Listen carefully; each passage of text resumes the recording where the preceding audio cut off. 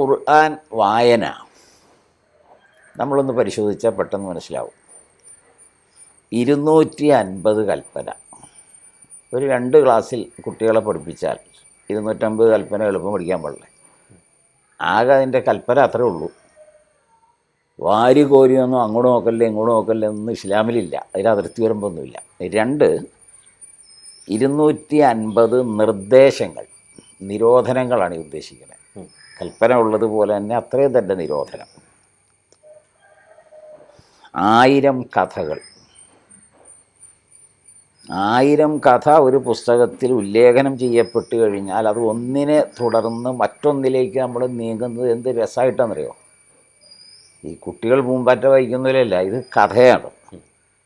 ആ കഥ വായിക്കുമ്പോൾ വായിക്കുന്ന ഒരാളുടെ ജീവിതം അവനെ ബോധ്യപ്പെടുത്തുകയാണ് ആ കഥയിൽ. അതാണ് അതിൻ്റെ പ്രത്യേകത. അവനായി മാറുകയാണ് ആ കഥ. അതാണ് കാഴ്ചപ്പാടിൽ നേരത്തെ ഞാൻ പറഞ്ഞത്. ഏതാണ്ട് 250ഓളം ഉപമകൾ. അങ്ങനെ ഖുർആനിനെ മൊത്തത്തിൽ നമ്മൾ എടുത്താൽ മനുഷ്യനെ വല്ലാതെ ആകർഷിക്കുന്നൊരു ശൈലി അതിനുണ്ട്.